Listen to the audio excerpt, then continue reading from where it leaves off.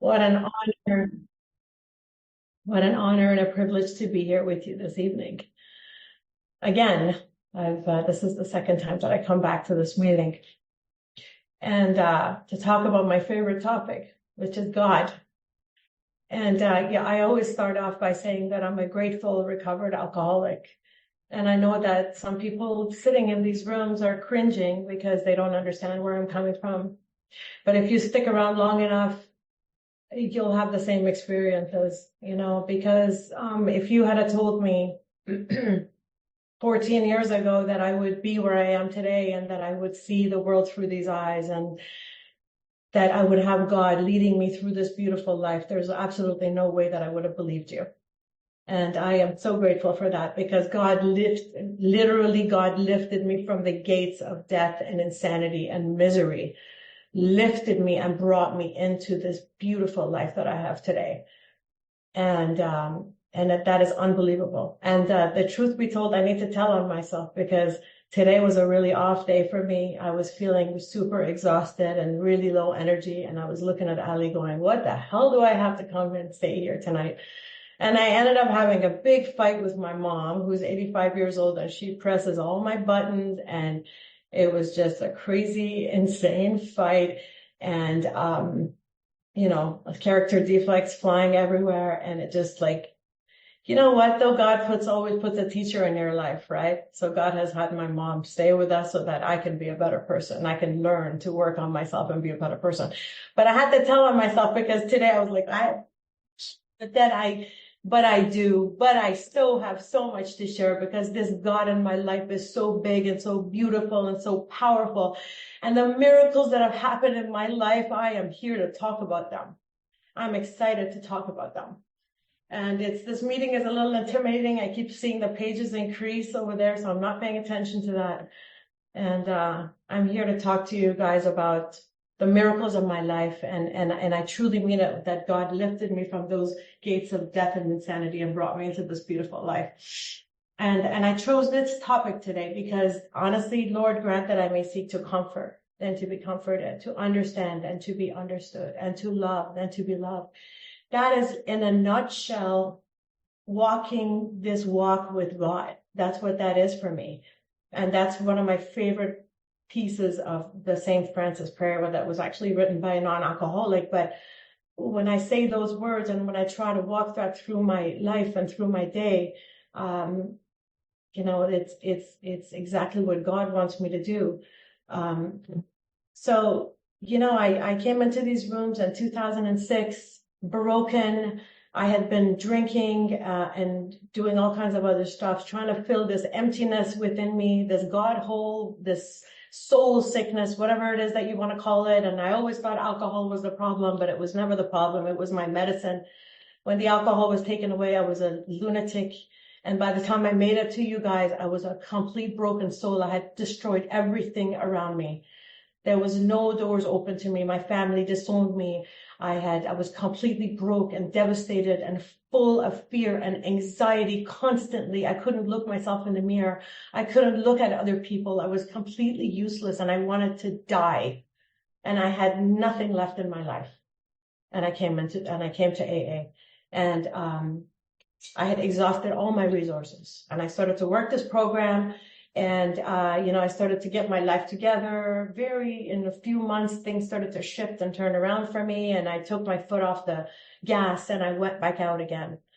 The disease just talked to me and I didn't know what was going on. But this alcoholism that's always doing push-ups is always talking in my ear. And when I'm not following the things I'm supposed to be doing, it took me out for another 5 years.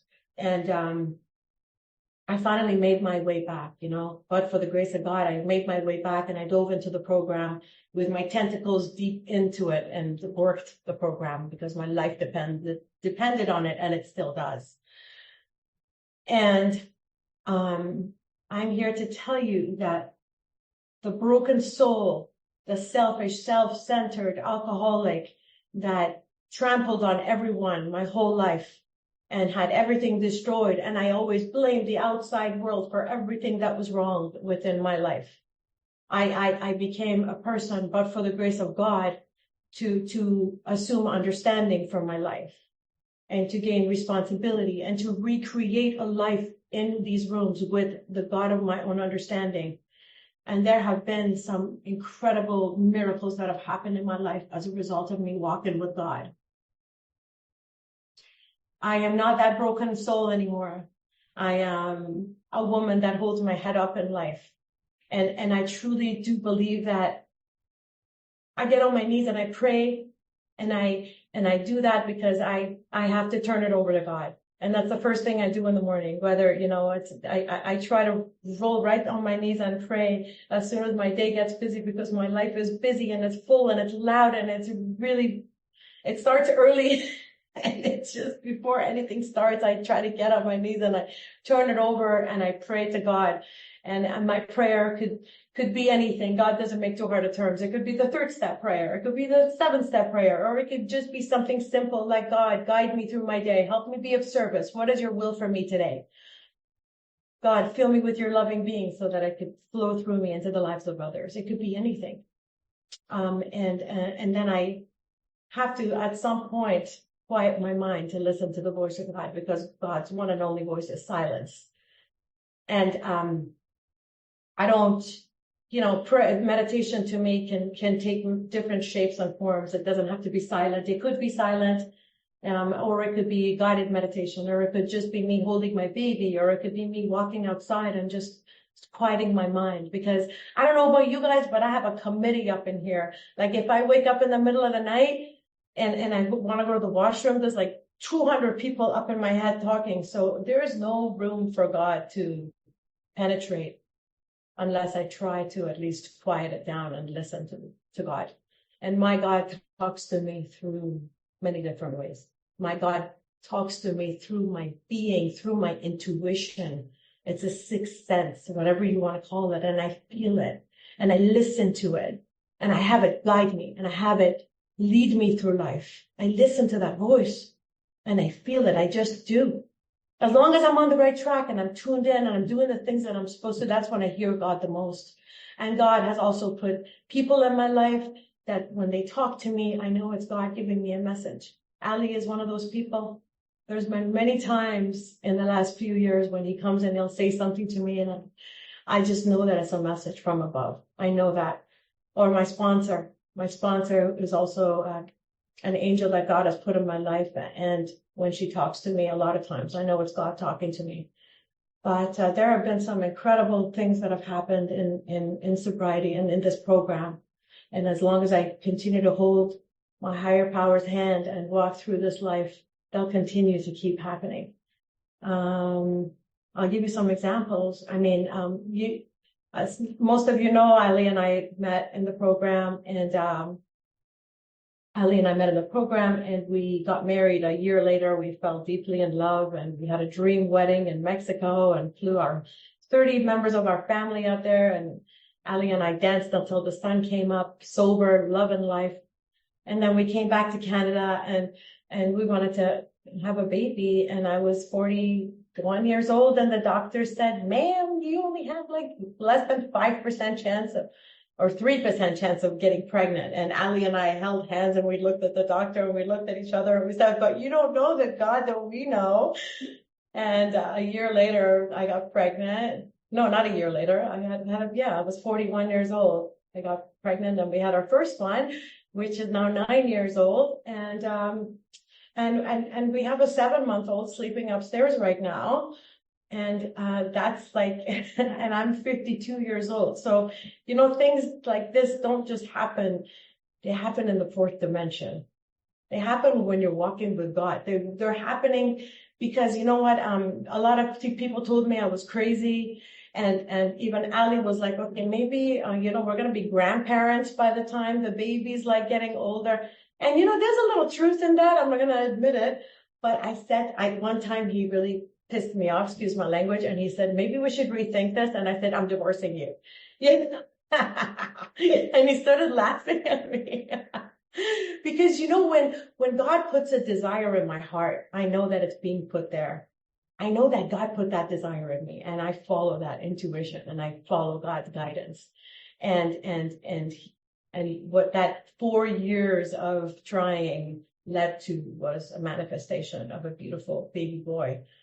And I call that co-creating with God. There has been so many beautiful examples, you guys. When I came and I got sober in this program, right when I got sober, my father got sick. He got cancer. He got 2 types of cancers. And I'll tell you that my whole drinking, using life, I had my head in the sand and I was not able to be of service to anyone. And when I sobered up, that changed. That totally changed. My assignment was now different. And I spent every single day with my father for 5 years. I took him on trips. We went to see John of God in Brazil. We went to speak. He was a spiritual healer. I was by his side every day, and he was my assignment. And I never felt closer to my father, and he was my love and my hero. And after, when he finally went, I held his hand until his last breath. And I can tell you that I did everything, and I was there for him. And I was able to breathe and sleep at night, knowing that God was there with me and God guided me to be of service to my father.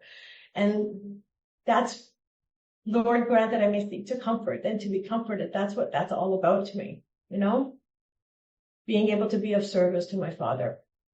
And also when he passed, I was the pillar, one of the pillars of strength for my siblings. I was bringing God into it. I was being strong for them. That hopeless alcoholic that I once was, I was able to be of service to my whole family. My mother now lives with me. I already mentioned that in the beginning. She's 85 years old and she is my biggest trigger and we fight all the time, but I love her to death. And that is such a blessing that God has allowed me to be of service and to care for my mom, to be able to support and to have her living with us. And, it's not easy, but it is a true blessing, an opportunity for me to give back. I'm a good mom. I have my moments. It's not easy being 52 and having a 7-month-old and working full time and having a 9-year-old screaming in the background, but they are my life, those kids.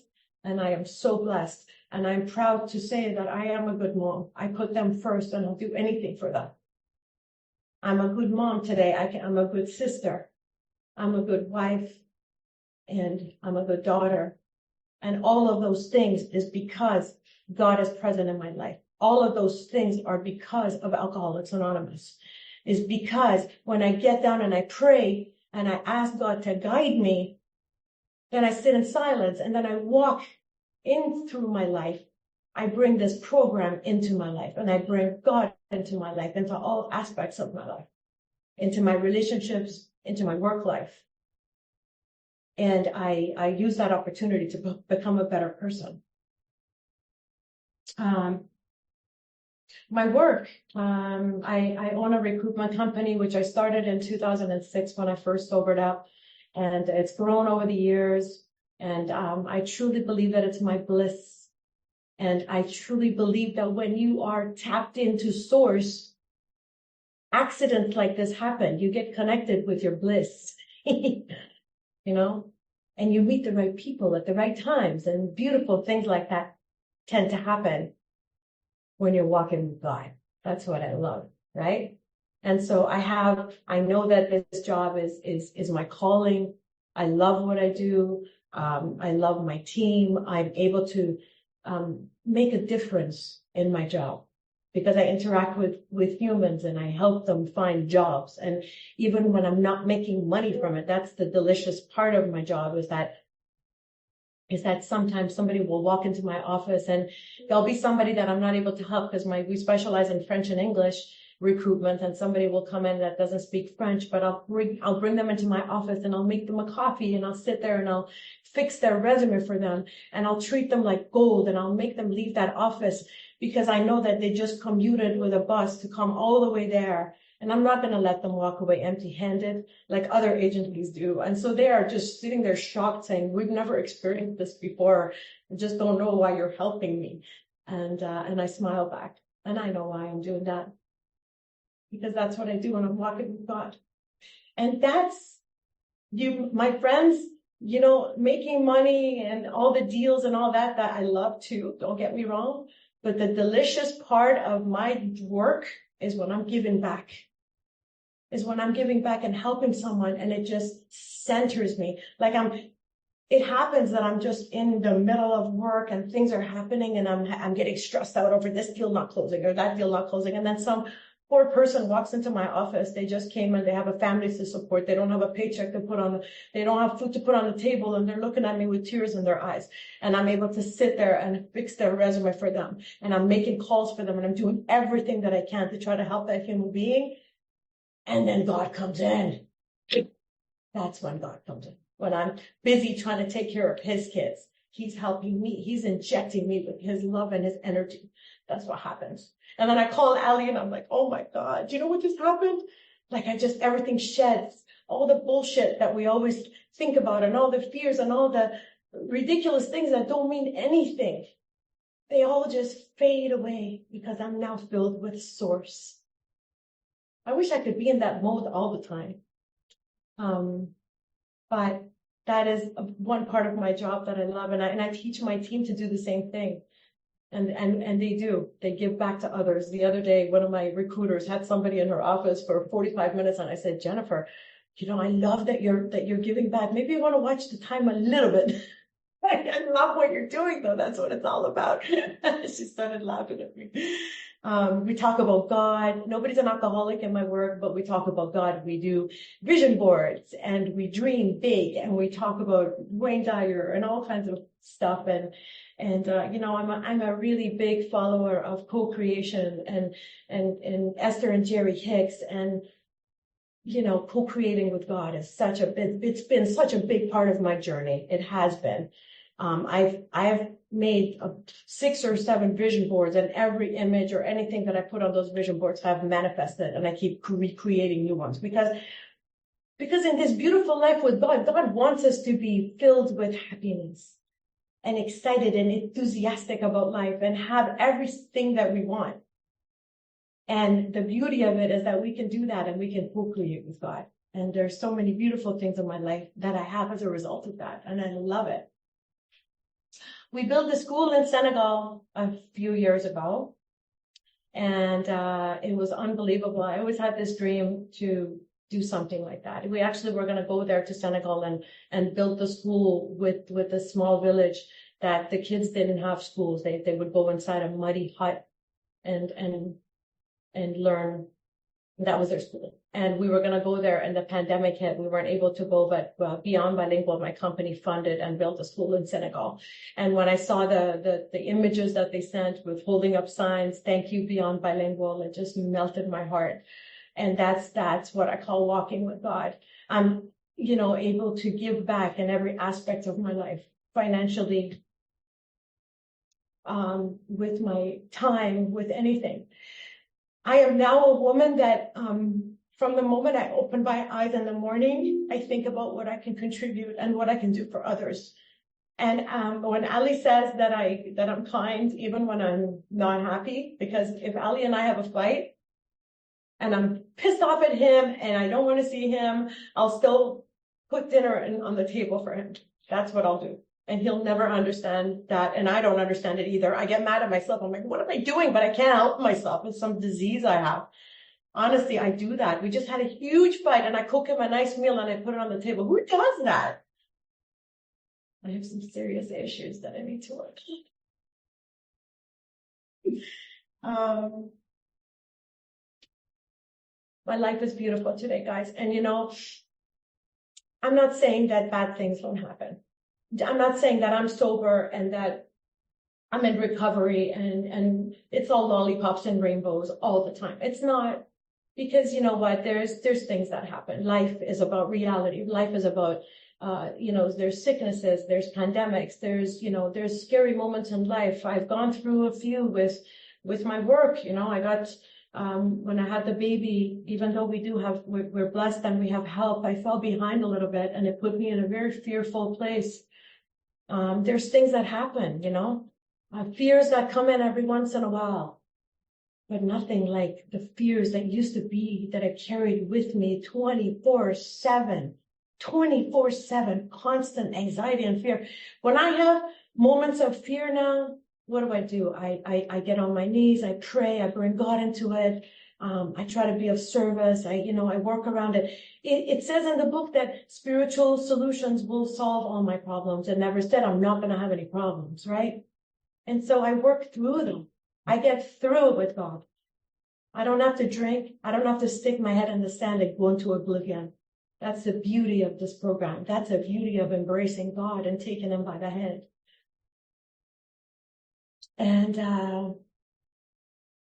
so I have this opportunity to be here and to live my life with integrity, with humility, with respect. And I can look in the mirror and like the person that I see, and I'm able to be of use and service to other women as well. One of them is beautiful Ava, staring at me over here. Been a big part of my life, and my beautiful sponsees that I'm able to work with and watch their lives transforming as a result of this beautiful program and God holding their hands through life. It's such a miracle and such a blessing. I think that's all I got. Thank you so much for allowing me to share my experience with you. And that's all I got. Thank you so much. For another hour, so much generosity spilled over from the screen. I could not stop looking at you. I could not stop listening to you. My heart opened up, and I thought I literally put I'm in some fearful.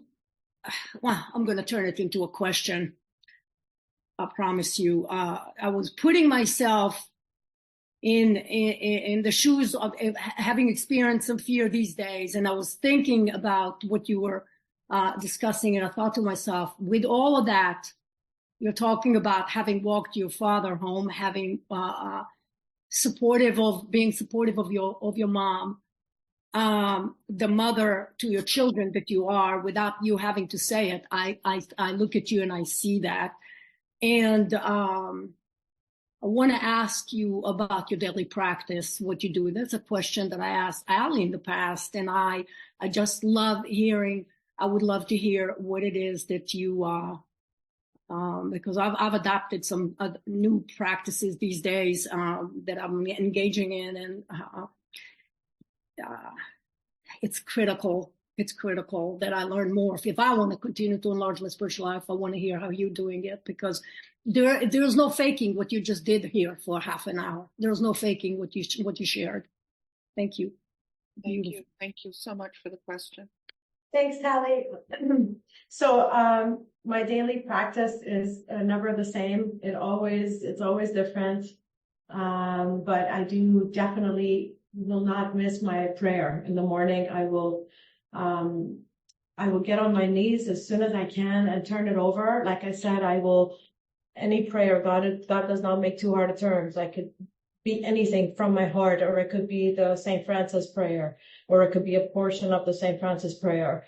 Just the quote that I had tonight, that's one of my favorite. Lord, grant that I may seek to comfort, then to be comforted. Or it could be the seventh, or it could be anything, but it does have to be a prayer of me turning it over. Or, if I'm working on certain character defects, I'll ask God to help me with those. Right. If I've just done inventory, or if there's something that I'm struggling with in my life, that'll be what I'll focus on and ask God to fill me with the opposite of what my character defect is. I like to do that rather than focusing on the actual character defect. And then writing my mind in meditation, I will be lying to you if I tell you it happens every day, and I don't want to do that.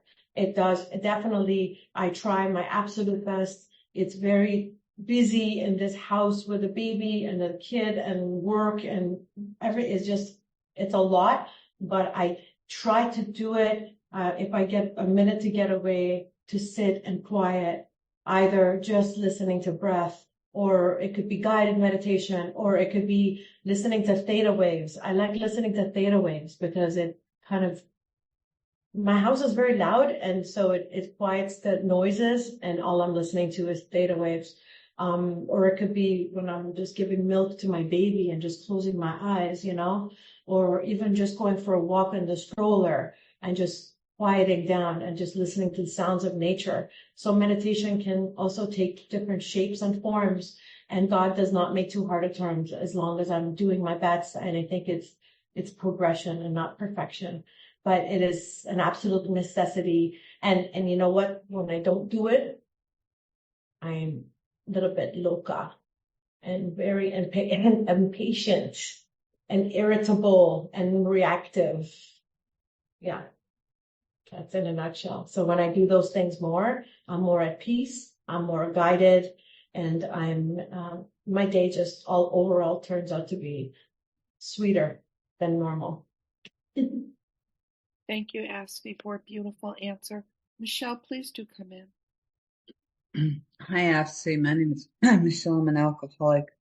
My mind is like going in circles because I have a statement and I have maybe a question. But when you talked about your mom being your trigger and walking through with your father and his passing, I've experienced passing of my father, and then my mother and my sister and my husband, and it's odd how my mother and my father were very, very difficult because the relationship was very, very difficult. It was early. My father was early on in recovery. My mother was later.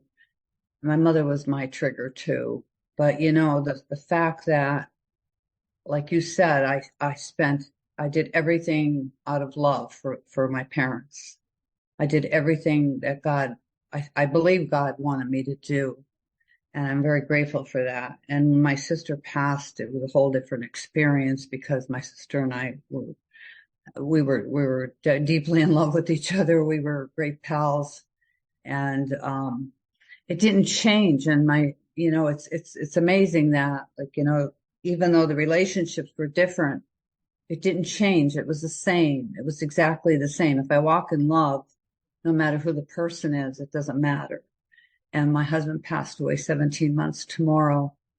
And again, I walked with love with him. And I'm very grateful for that. And I just had an experience tonight.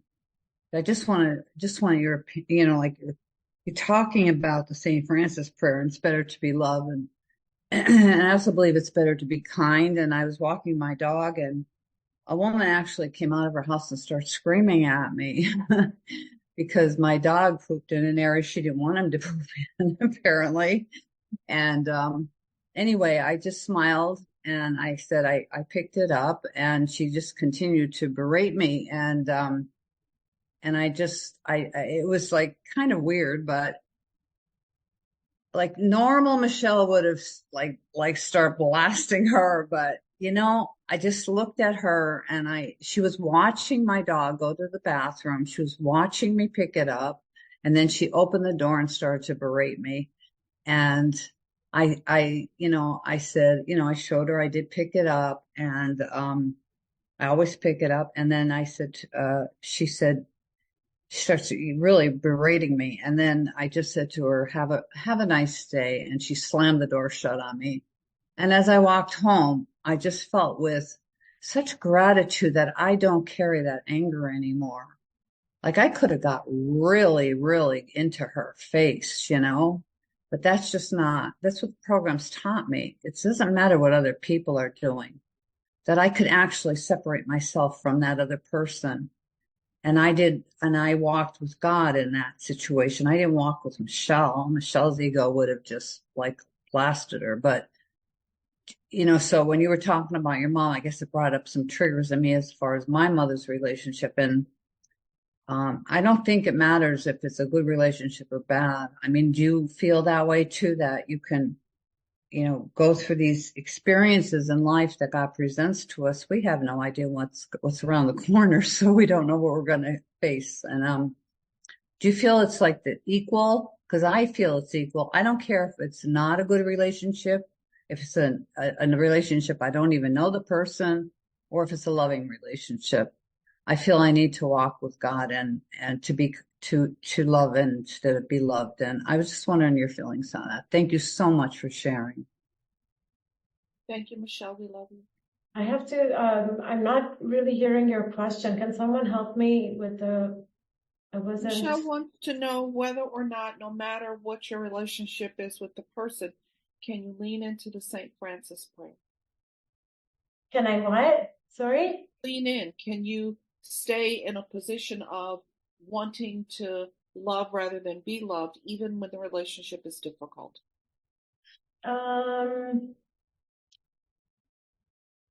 It's what what I strive to do, for sure.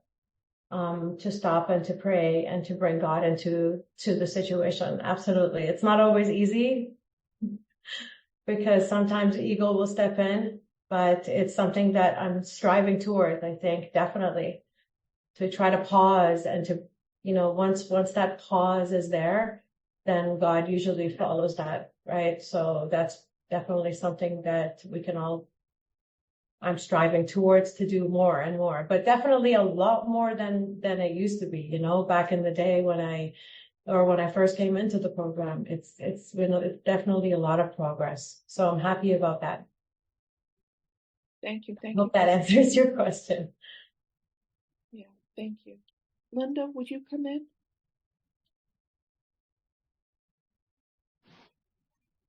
Hi, everybody. Linda, alcoholic. Afsi, thank you so very much. Just a beautiful, powerful, just a great share. And you said so many different things. And I do have a question, but you talked about, if you don't sleep well and get up in the middle of the night or whatever, I woke up at 3 this morning and I was like wide awake.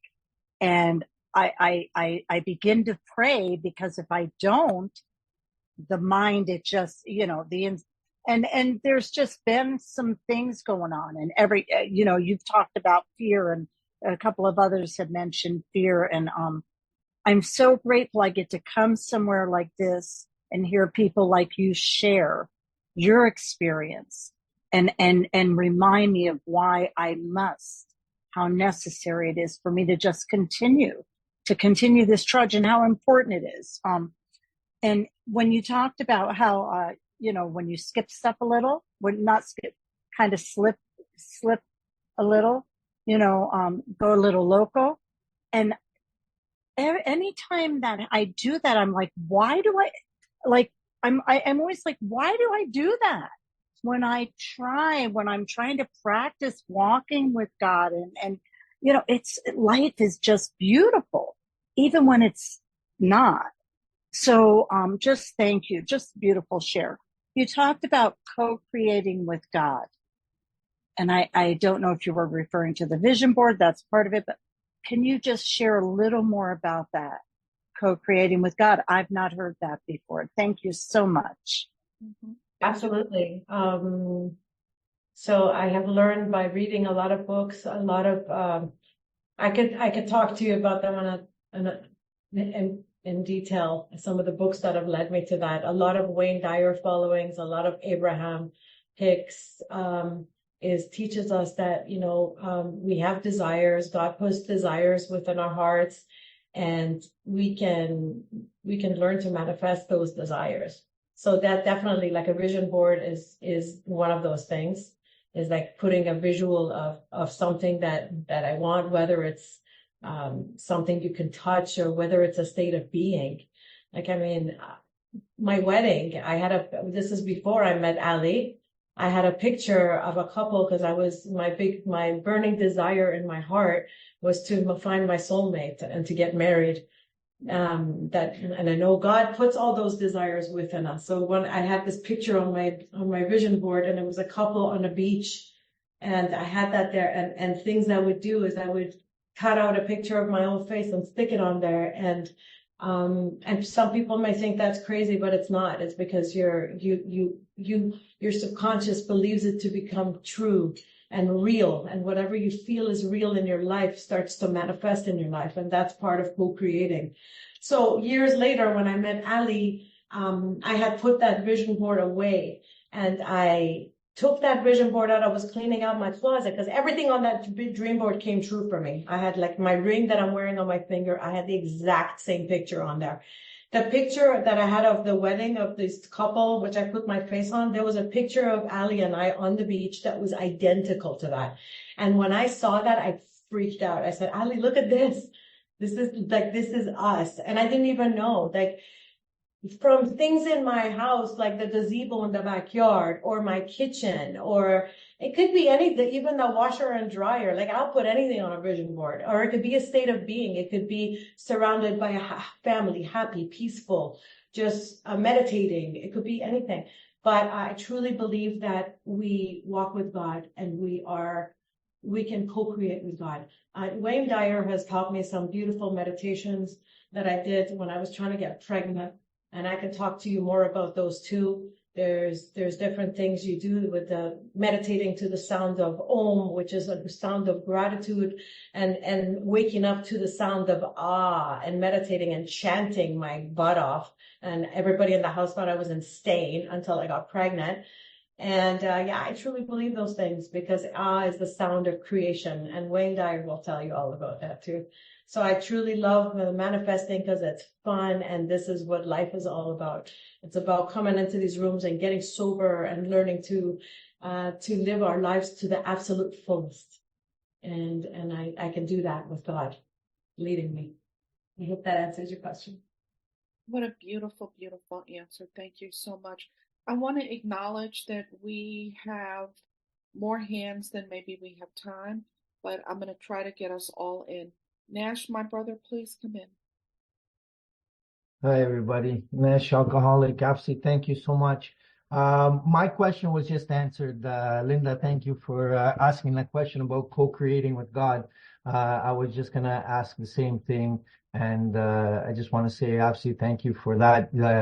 It's an inspiring thought that we can co-create with God and live out our dreams.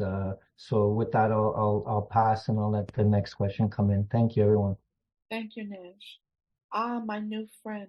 Please come in, Jean. Hey family, Jean-Pierre, alcoholic. There was no way I couldn't come in and say thank you. I'll try to keep this brief. I heard so much God in your share and miracles, and you reminded me why I'm here and why I want to stay sober, and it's so relevant to get that reminder. So I think my question is along the lines of, I have a few 24 hours now, but I'm still pretty new to sobriety. And I think sometimes I have a little trouble. I have really big dreams for this life, right? And I kept hearing you say how like God puts these desires inside of us. And I don't know if it's a lack of trust in God or just a lack of trust in me. But I think sometimes I might have a trouble differentiating if the desire within me is of God or is of me. And then I'd say my other part of this question is, like, not all of my active addiction, it's hard for me to see it. The further I am from the desperation, the more my mind wants to trick me into thinking that it might have been a little more glamorous than it was. And sometimes when it comes to being of service to those I love and my family and bringing value to them, I don't know that I trust myself to have fully separated from that character. Sometimes I feel like, can I be of service? Have I done enough work? Are my motivations mine? I'll leave it at that. Thank you. And I was just saying thank you so much. Thank you.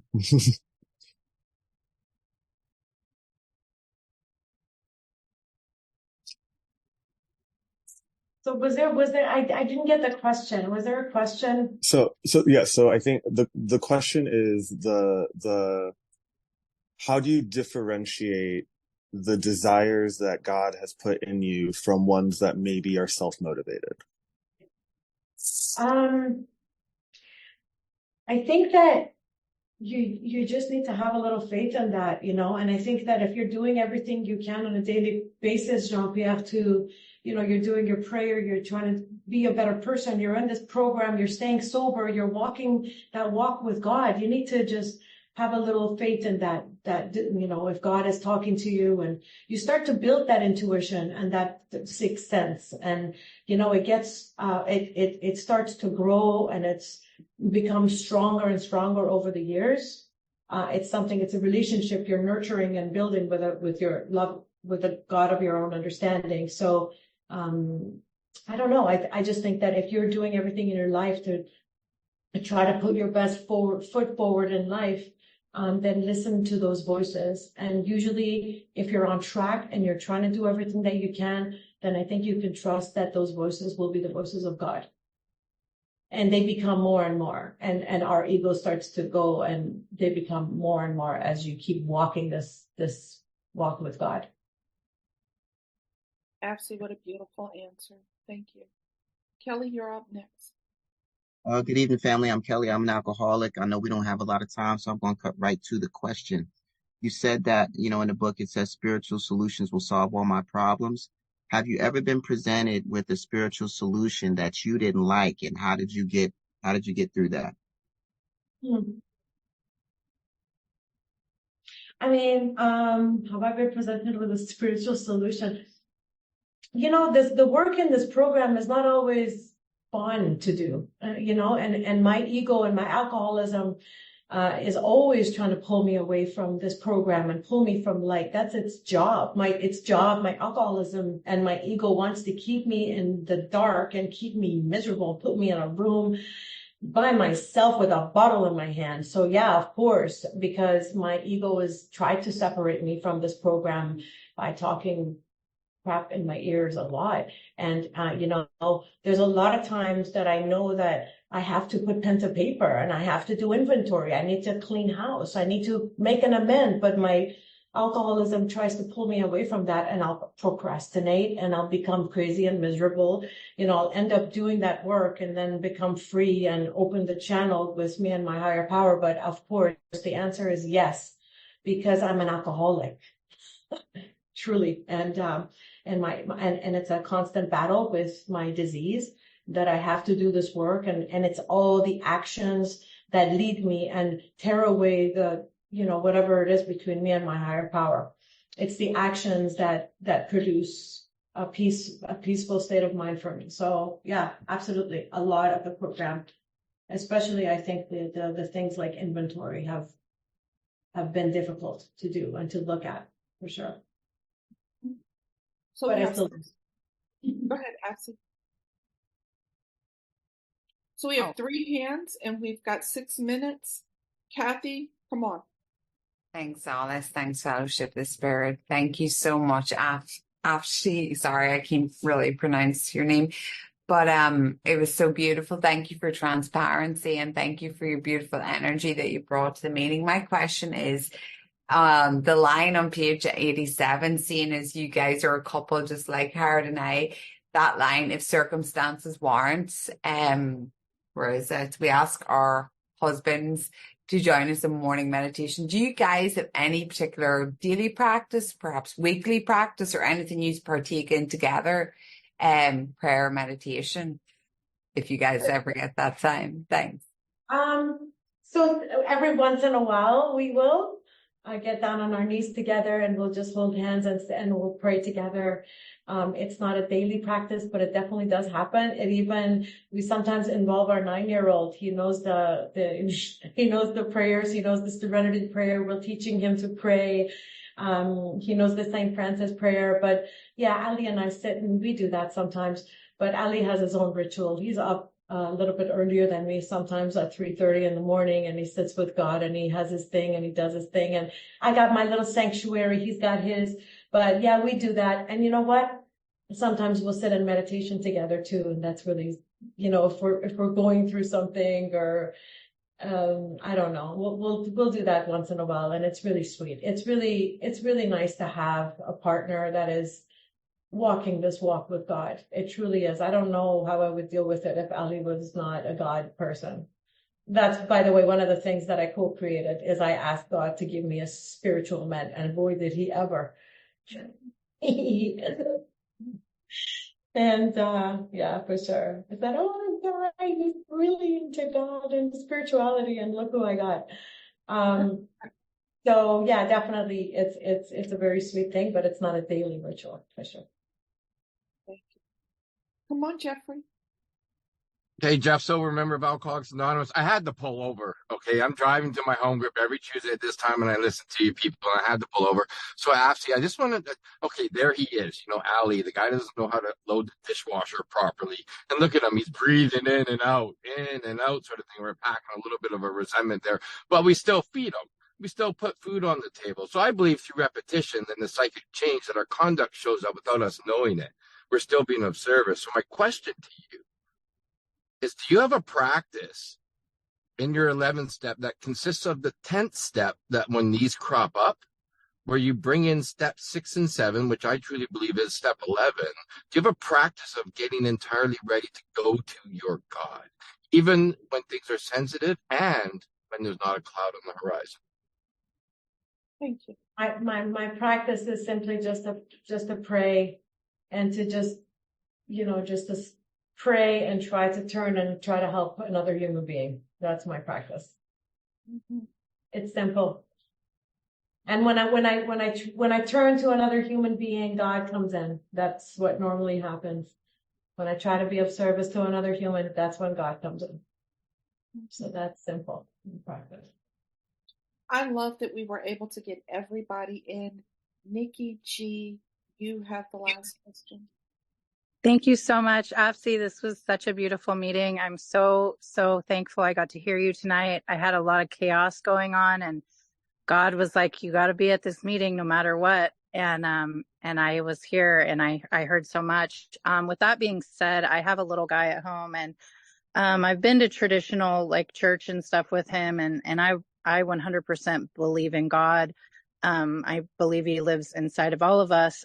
With that being said, this program has opened up me to like just the love encompassing all. And some of the churches I've been to, it's like very strict and very like there's only one way. And with that being said, I'm struggling as a mom. Like, how do I like introduce my child to like what I know now too, and not like this old God and this old, I don't even know if that makes sense. But my question to you is, how, with your experience with God, how have you like shown your kids that too? Like, what do you do?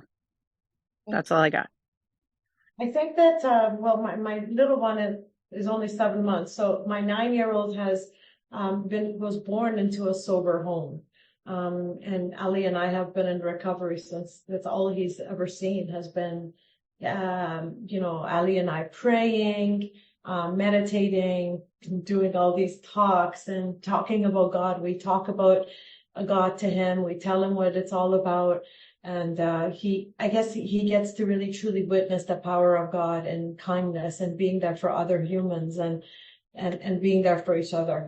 That's what he gets to witness. What a miracle to be able to have a sober home and for children not to see that disgusting, way of living, and they get to witness and to live it, and he learns from that. He learns to pray, and he learns to be kind, and he's got such a beautiful heart, because that's what we teach him, to be kind and to be generous and to put others first and to be considerate and all those things. I think that that's what really truly matters, right? And so he learns that way just by watching it and living it every day. Mm-hmm. And the same will happen with the 7-month-old, hopefully. Afsi, thank you so much for a beautiful share in the demonstration of what miracles in real life look like. I've been to your home. I felt the presence of God in your home. Thank you for just being a light. Teresa, back to you. Yes, indeed. On behalf of the Fellowship of the Spirit, Step 11 Speaker Series, we'd like to extend a warm appreciation to Afsi for sharing her experience, strength, and hope with us tonight. We'd like to thank all those who put this meeting together.